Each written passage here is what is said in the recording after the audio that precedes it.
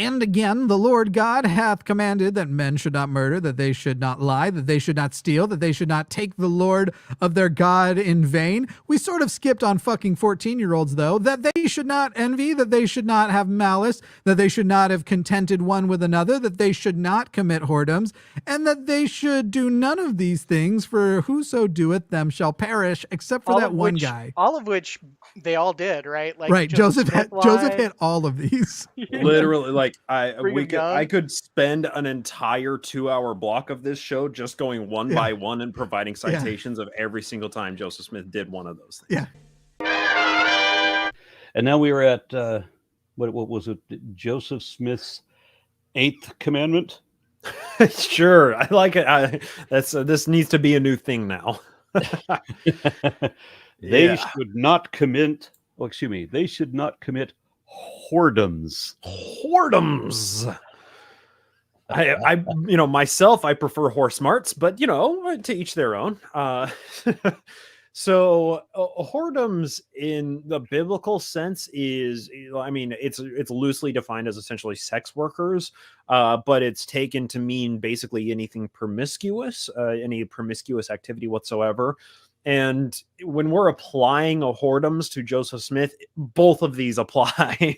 So Joseph Smith had the charge of polygamy following him since almost day one of the church. And one of the early episodes, we talked about the 1826 glass looker trial for Josiah. Josiah Stowell talked about the feather on the chest, and they found the feather, but the chest sunk away and everything. Joseph Smith was arrested in 1830 on similar charges, and Josiah Stowell once again testified. But what's really fascinating about this is he was held in court while they arraigned in 2 young women. And these are the daughters of Josiah Stowell, to testify about Joseph Smith acting promiscuously towards them. And we know about this trial because Joseph Smith himself recorded it in his own history. So, Aaron, if you don't mind reading a little bit from the Joseph Smith history, this is a fun little quote for you. So, after a few more such attempts, the court was detained for a time, in order that 2 young women, daughters of Mr. Stowell, with whom I had at times kept company, might be sent for, in order, if possible, to elicit something from them which might be made a pretext against me. The young ladies arrived and were severally examined. So they were asked several questions touching my character and conduct in general, but particularly as to my behavior towards them, both in public and private, when they both bore such testimony in my favor as left my enemies without a pretext on their account. So that's Joseph Smith's version of it. Now, I haven't been able to in summary, he's saying, it was a perfect call. I did nothing wrong. That's right. We're just friends, I swear. They wrote me perfect letters. So in his own history, he recounts this trial where they had to bring in Josiah Stowell's daughters to essentially what they were doing was they were trying to fact find and see if he had committed adultery, in which case they could annul or divorce his marriage to Emma if she wished. Adultery was a pretext for divorce when abuse usually wasn't. And they could charge Joseph Smith with adultery, and he could be charged criminally for it as well.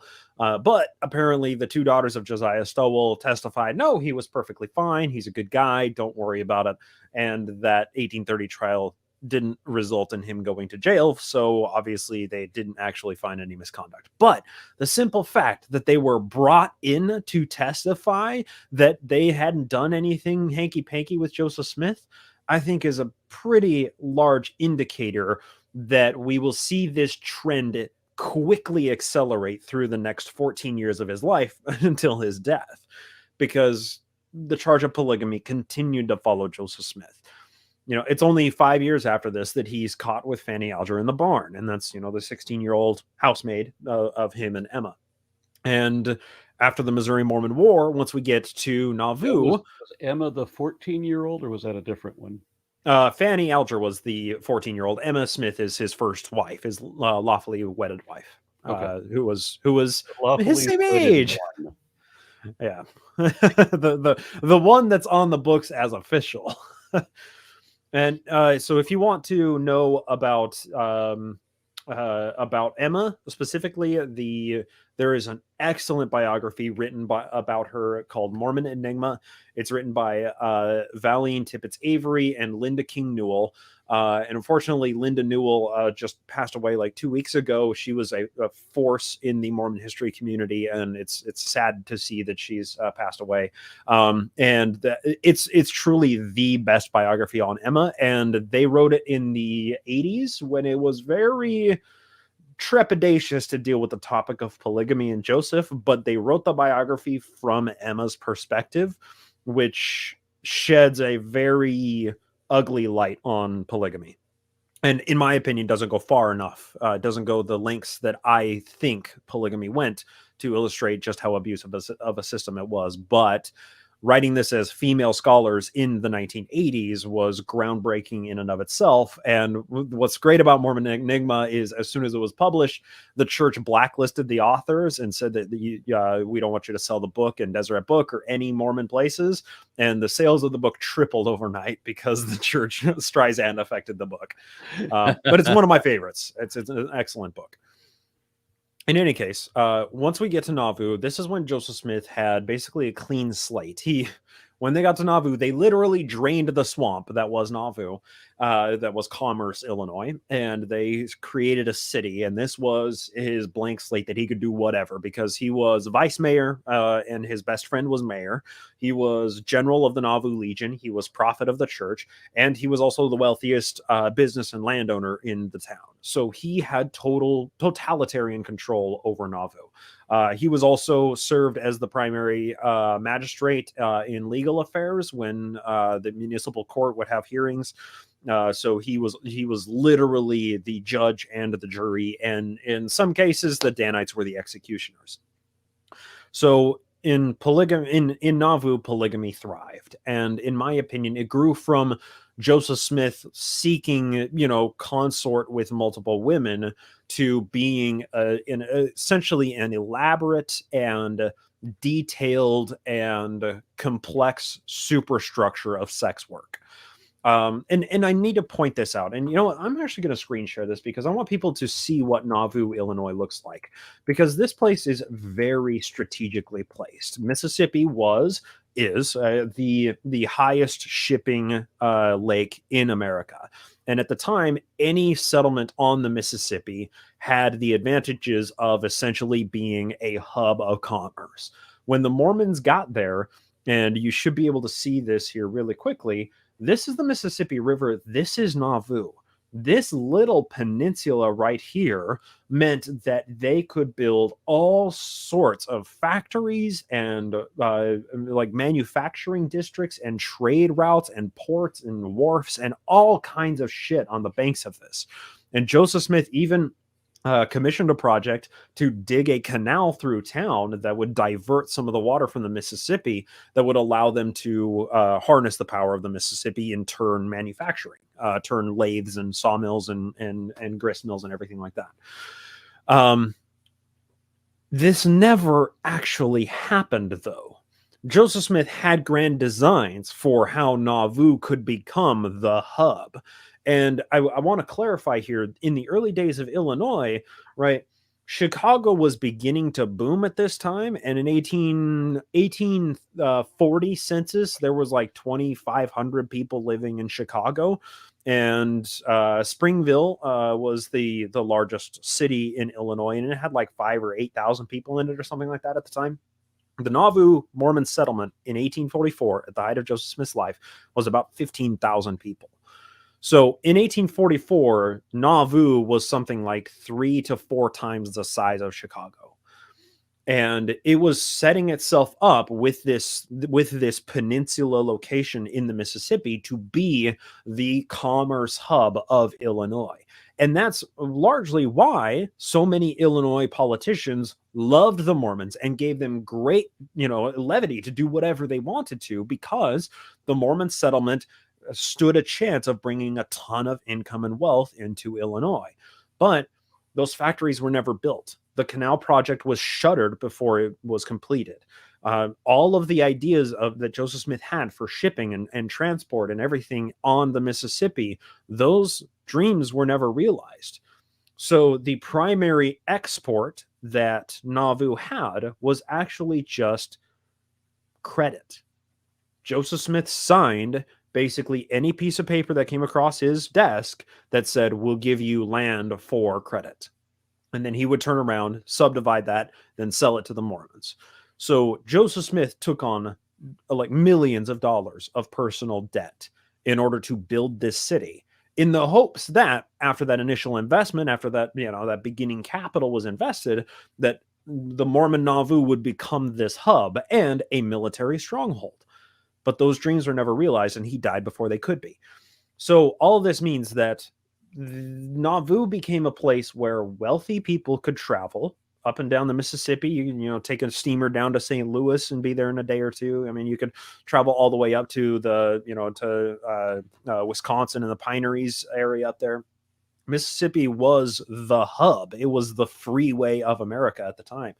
So they never had this. So Nauvoo essentially became a tourist town, and lots of wealthy people came into Nauvoo, and the charges of polygamy exploded under Joseph Smith's leadership in Nauvoo.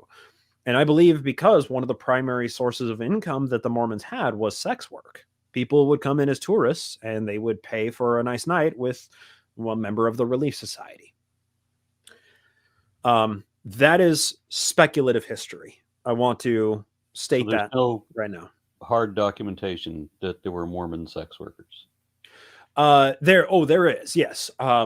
But it is speculative for me to say that one of the primary sources of income for the Mormon population was sex work, because people didn't keep journals about, this wealthy guy coming into town and, having a fun weekend and then signing a bill saying that the Mormons get approval for a charter for this thing, right? We don't have the hard, quid pro quo of Joseph Smith currying favor with politicians, but we do know some of the politicians who spent a lot of time in Nauvoo. Stephen A. Douglas was one of them. Opponent to Abraham Lincoln in the presidential run that resulted in the Civil War. In any case, what we do have a very complicated history with the Relief Society, and it's my opinion that the Relief Society itself was created as a systematic structure to control and to basically regulate the sex work in Nauvoo, and to create a system where women could support each other and help each other through what they were going through with the system of polygamy, spiritual wifery, and, in my opinion, sex work. I do have quite a few quotes here to discuss this, but I want to qualify my assertion that the Relief Society was built as a sex work superstructure by saying that Joseph Smith he was progressive in the day of allowing women to create a women's society that was controlled and run by the women. That's something that was, it was unique in religion at the time, and something that I say, good job, good on you, Joe. You're progressive enough to let women have their own organization within the structure of the church. But what is a little bit troubling about this is Emma, Joseph Smith's first lawful wedded wife, was the president of it. That makes sense. Joseph's the prophet. She's the prophetess. They both run the men's and the women's organization of the church, right? Her secretary was Eliza R. Snow, one of Joseph Smith's plural wives. Her second counselor in this was her first counselor was Sarah M. Kingsley, who was one of Joseph Smith's wives. Her second counselor was Elizabeth Ann Whitney. And you might think, oh, was that also one of Joseph Smith's wives? No, Elizabeth wasn't one of Joseph's wives, but her 17-year-old daughter was. That's Sarah Ann Whitney. And the very first order of business, or one of the first order of businesses in the Relief Society in its first meeting, was dealing with the rumors caused by Clarissa Marvel. We don't know who she is really, but Clarissa Marvel had made accusations that one of the leadership of the church had propositioned her for marriage. And the Relief Society's first order of business was to quash her conduct, to shut her the fuck up. And I'm a little confused. yeah, Somebody proposes to a woman in the Relief Society, and why is this controversial? because those men were already married. Oh, okay. Yeah. So that's the qualifier, right? That this is part of the polygamy sex ring, or they in some cases too, they were also underaged. And that's another issue that's related, but something that goes much further than creating a sex ring. I have to wonder when that became an issue. I mean, because I know that there are states in this country now that would allow marriage to children, and when they tried to pass they tried to pass a bill criminalizing the marriage of like 7-year-old girls in some state, and then the GOP blocked it. They objected. Yeah. And this was happening just a few months ago. Yeah. So I mean, like Jerry Lee Lewis also died a couple of months ago. You remember, Jerry Lee Lewis, a rockabilly star from back in the 50s, right? Okay. He married a 13-year-old cousin. And there are states in the U.S. that have, until recently at least, allowed that prepubescent children could get married. Well, maybe with under provision of parental consent or what have you. Right. But I'm surprised we're talking about the 19th century here. Yeah. I mean, that they like hardly had any laws back then. Exactly. And they certainly didn't have very many laws that protected women. And they did have plenty of laws that ended up protecting men and predators, but very few that actually helped women. And that's a larger point to take out of this as well. I discussed in one of the other episodes sexual slander laws. If anybody were to assert that the Relief Society was, an organization of sex work, then they would run afoul of sexual slander laws, right? So that was something that was very dangerous for them to do. But we do have... And wasn't prostitution legal throughout a whole lot of the Wild West? And that's a really good point to make here, because there were brothels in Nauvoo, and the one of Joseph Smith's closest advisors was a guy named John C. Bennett, and John C. Bennett owned a brothel. He was also an obstetrician, so he could deal with the consequences of running a brothel in the day and providing abortions to keep his workers in working condition. Obviously, Joseph Smith's younger brother also had his own brothel on the outskirts of town. So like these, and it's also worth note that when John C. Bennett turned against Joseph Smith and wrote an expose, we'll be reading a little bit from that in a second. Joseph Smith conducted a mob together, and they went and picked his brothel up off of its foundation and pushed it into a gorge, because Joseph Smith was eliminating the competition, in my opinion. So John C. Bennett is one of these figures that is controversial and was instrumental in creating. He wrote the Nauvoo Charter that allowed Nauvoo to be a declared and chartered city. He organized the city structure. He was the mayor of the city. He organized the Nauvoo Legion, essentially. He was quartermaster general of the Illinois State Militia before he started working with Joseph Smith, and he supplied the Nauvoo Legion with like some 60 stands of arms from the Illinois State Armory. So John C. Bennett was somebody who was an extremely helpful ally to Joseph Smith, especially because, like I said, he had training as an obstetrician, so he could perform abortions to keep polygamy and the sex work on the down low, and just, spoken only in hushed terms. So this Relief Society here, one of the very first Relief Society meetings, the Relief Society itself had a reputation of being a women's benevolence society or women's maturation society, and these societies were somewhat popular at the time, but very rarely were they organized within a structure of a church. But Emma gave a speech at one of the earliest ones, one of the earliest meetings of the Relief Society. And I do have a quote for you to read here. She preached this on March 31st, 1842, and this is written in the Relief Society Minute Book by the hand of Eliza R. Snow. Okay, so this is, we have been informed that some unprincipled men, whose names we will not mention at present, have been guilty of such crimes. We do not mention their names, not knowing but what there may be some among you who are not sufficiently skilled in masonry as to keep a secret.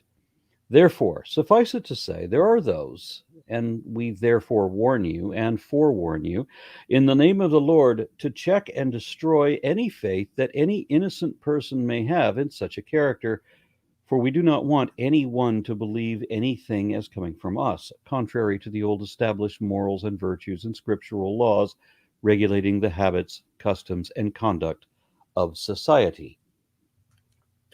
So that's kind of a convoluted quote. It was a little bit. It was hard for me to get anything out of that. There are some people, I'm not going to mention who, but we don't like for reasons I'm not going to say. Right. So this is part of the veiled language that they were using to talk about sex work. And to talk about, well, I mean, it bears the label of polygamy, the new and everlasting covenant, but really what it comes down to is sex work. So many of these women had, they were engaged in sex work. And so often the commodity that they were purchasing was eternal salvation. Now you can call that, you know, whatever you want, but that's how I see it. I see it as legitimately as they are doing sex work.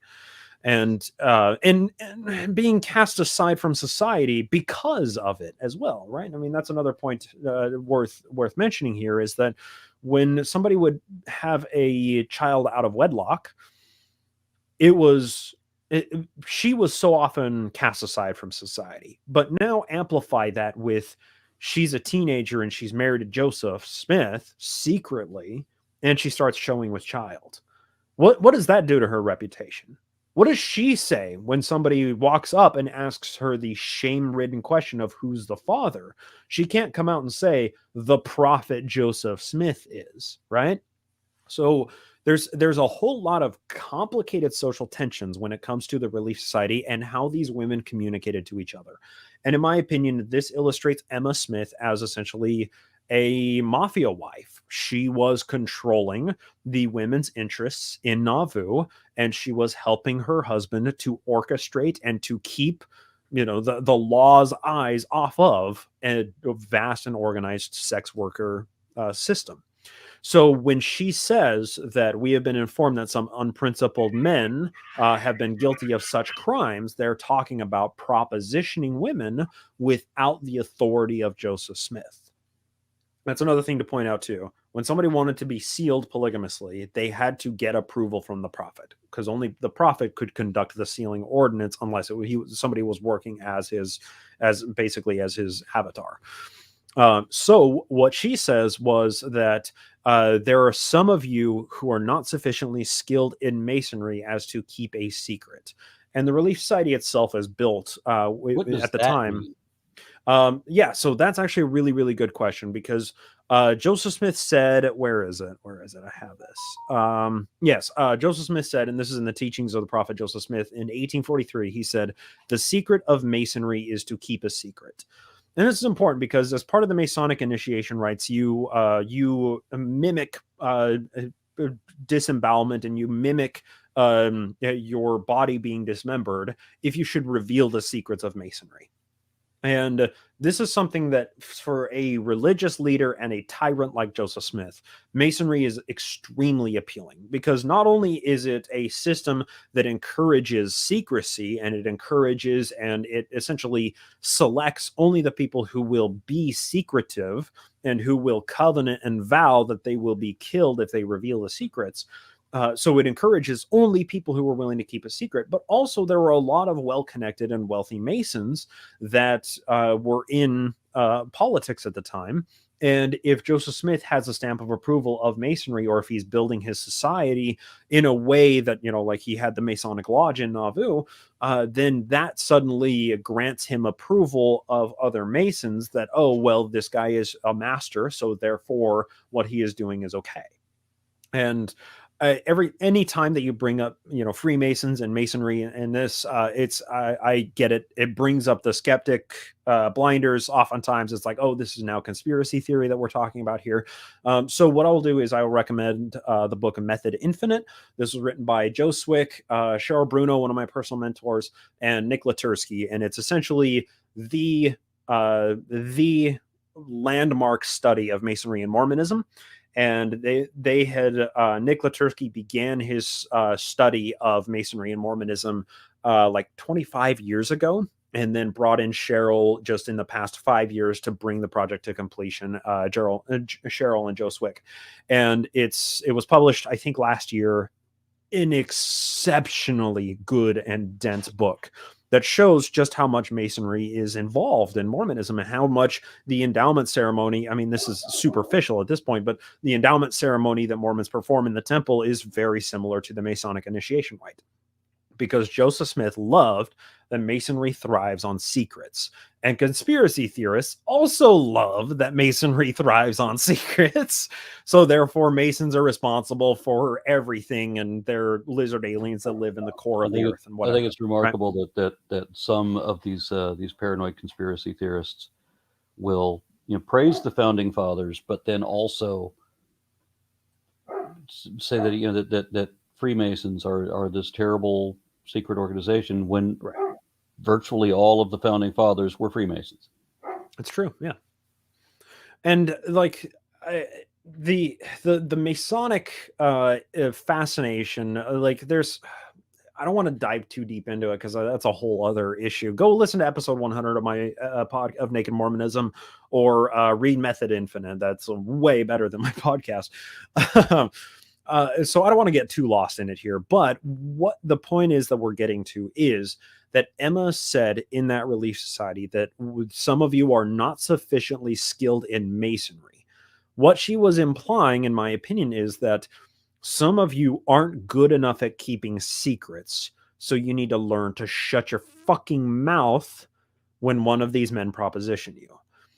And the Relief Society was successful in doing that for a time.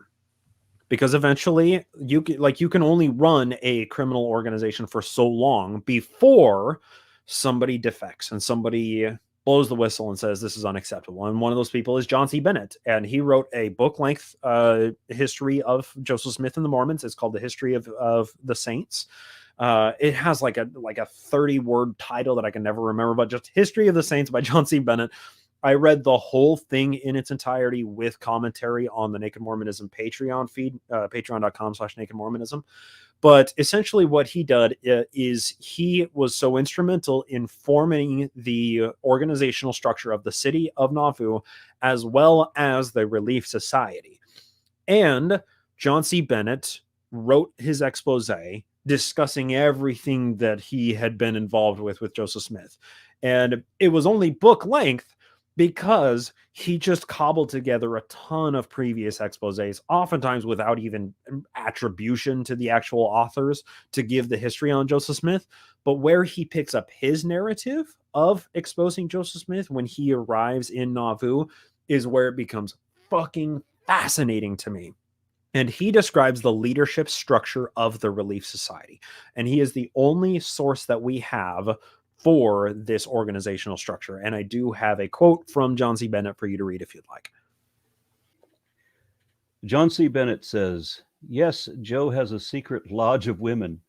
Joe's female lodge is the most singular thing of the age, the most extraordinary and infamous feature of the social and religious system established by the Mormon prophet, and one in which he closely resembles his master and model, Muhammad, is the secret regulations he has formed for directing the relations of the sexes.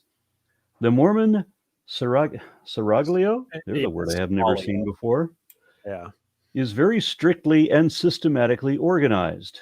It forms a grand lodge, as it were, and is divided into 3 distinct orders or degrees. So these degrees essentially illustrate, by John C. Bennett's word, the grooming structure in order to plug women into the sex work society of the Nauvoo Relief Society. And he lists the 3 different degrees, and of course he's making allusions to masonry here. He himself, being a master mason, he would not reveal the degrees and the secrets and everything about masonry, so he is just using these words to allude to a Masonic structure of, the words like lodge and degrees. These are Masonic words that he is using to say that Joseph Smith has built a Masonic lodge for women in Nauvoo in order to orchestrate and regulate the relation of the sexes, the sex work. So these 3 degrees are the Cyprian saints, then there are the chambered sisters of charity, and then there are the consecrates of the cloister or the cloistered saints. And we won't go through all of these and all of the details of them, but essentially what it was is young women would join the church or would join the Relief Society as Cyprian saints, and then the system of polygamy would be hushed and spoken of and maybe rumored a little bit, and then they would basically ascend through the ranks of Relief Society to the point that they would become a consecratee of the cloister or a cloistered saint, meaning that she is consecrated to the church as the property of the church. Just like people would consecrate their business or their land or their oxen to the church, these women were consecrated to the church as well. I'm a little confused as to how this brothel works. Yeah. So how much for a cloistered saint for 30 minutes?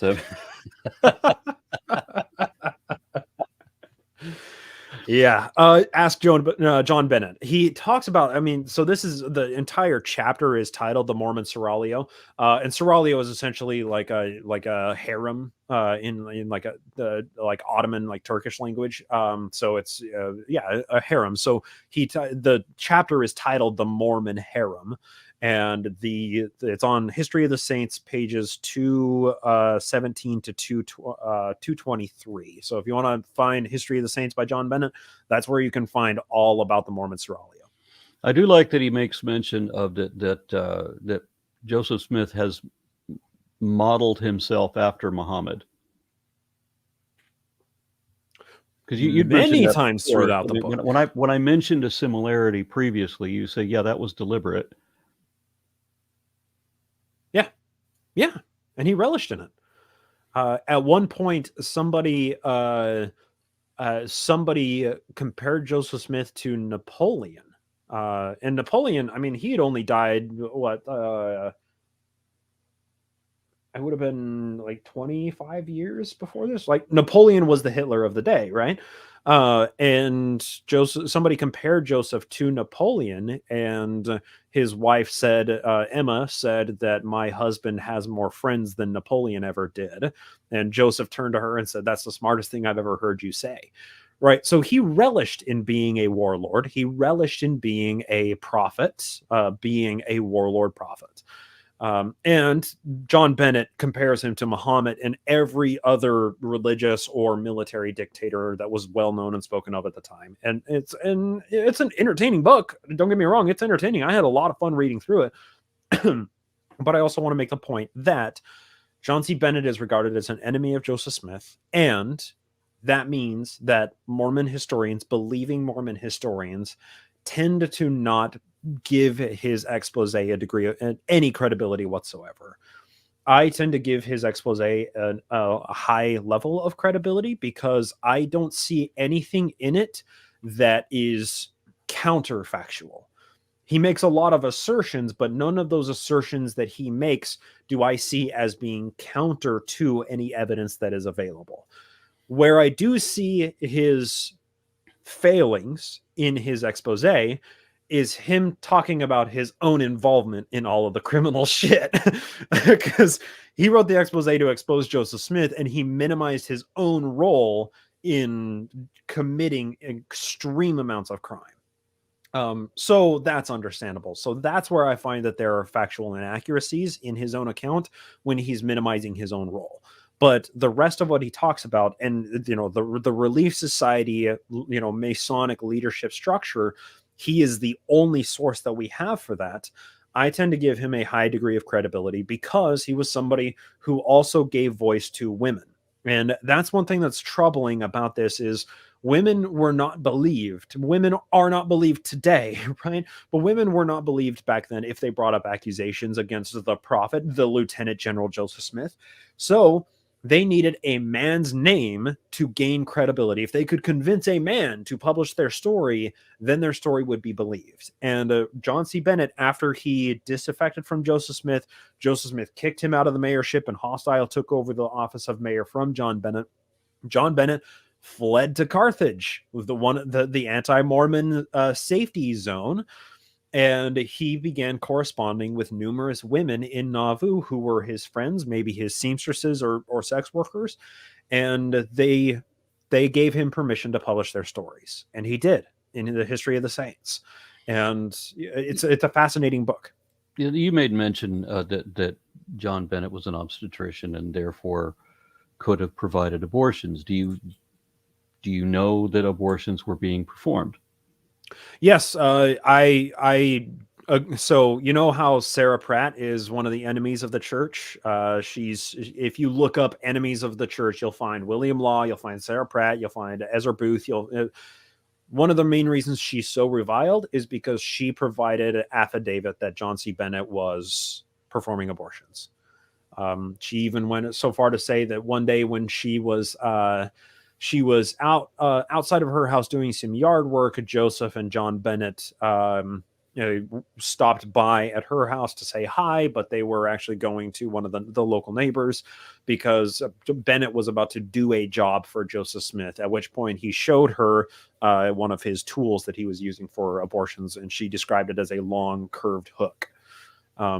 And beyond that too, we have Hiram Smith himself. Hiram Smith, after John Bennett defected, he made an affidavit trying to smear the name of John Bennett and said that John Bennett was performing abortions. So look, John Bennett was performing abortions, because if you own a brothel and you can't perform abortions, you're a very poor business person. Like you have a very short-sighted business structure. So he was doing those things. Of course, believing Mormon historians think there's absolutely no credibility to this. But I am a Mormon history junkie and a cultural Mormon. I don't believe that Joseph Smith is the prophet. I don't believe that he's untouchable, that he was, God's chosen. I believe he was a fucking criminal. This is something that a criminal would do.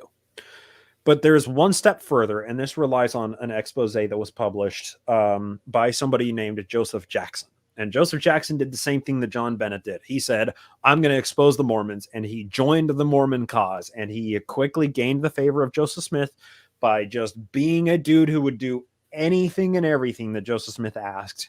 And that led him to do many sorts of criminal activities, which, once again, when he writes his expose, we see the factual inaccuracies come into play when he's minimizing his own role in the criminal activities. But the other things that he's asserting, some of these things he's the sole source for, but things that he's not the sole source for, he comports with the other sources. So there's one extremely salacious accusation in Joseph Jackson's expose, and I do want to have you read this for the audience as well, because this is something that, if you are Joseph Smith, if you are a criminal kingpin, you have a ring of sex workers who are working for you and a harem of wives, a seraglio, and you are currying political favor in extremely high circles. You are making plans to overthrow the nation. You are running for the president of the United States. You are running a counterfeit ring in the city of Nauvoo. And you are doing all of these things after being a war criminal and a fugitive from justice, and you are bringing another state to the precipice of civil war.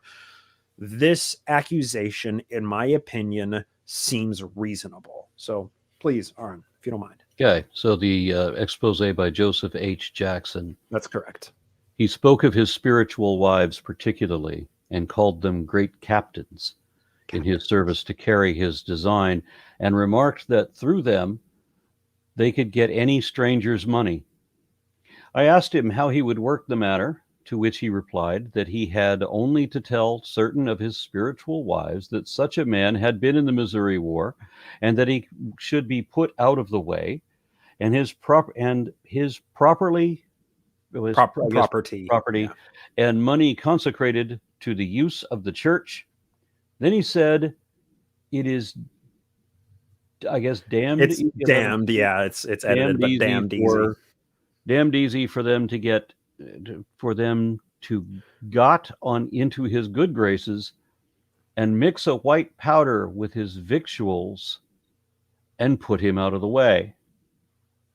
And then told him that he ought to give me the names of these women, as they might be of great service to me in carrying his secret measures.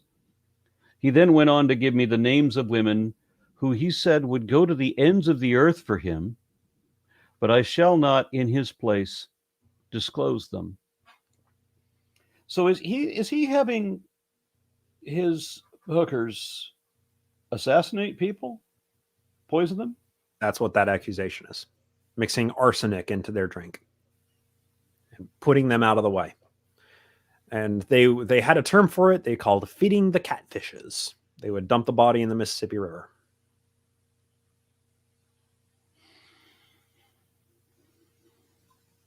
And where do you get that source? So that's called the Adventures and Experience of Joseph H. Jackson in Nauvoo, disclosing the depths of Mormon villainy. I talked about it extensively on Naked Mormonism episode 204, or you can find it on Oliver Cowdery website, or just Google Joseph H. Jackson Nauvoo expose, and you'll find it. It's a very short pamphlet. You can read it through in about 25-30 minutes.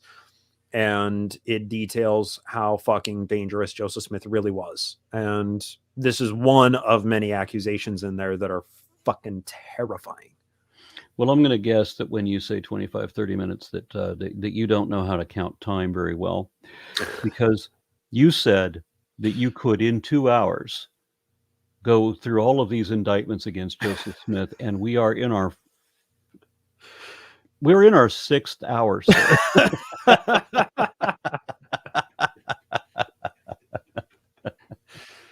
My apologies.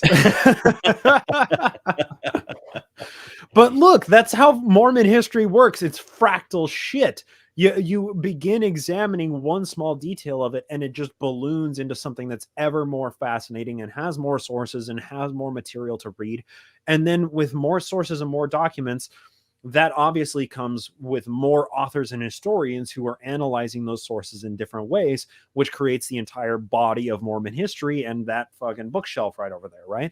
So, like, we barely glaze the surface on so many stories in early Mormon history here. And, you know, like, I did a serialized history podcast that's 200 plus episodes long, going through the individual stories. And my decade almost of studying Joseph Smith has led me to the conclusion that he was a criminal kingpin. And, you know, in each of these cases, we have proof of him violating his own 8 commandments. And I said I wanted to do it with providing sources and documentation. Aaron, you read the quotes. Yeah, I cited my sources. I told people where they can find it beyond just my body of work. I want people to plug themselves into the Mormon history community because it's fascinating and it never stops giving. And I haven't even begun studying the controversial era of Mormon history, and that's Utah. I haven't even started studying Utah the way that I studied Nauvoo and Joseph Smith's history. And that's where the crazy shit happens. So, you know, in any case. I made the comment that you already had, before we did this our third interview, I said that you already had Mormonism on the ground and just kept putting the boot in.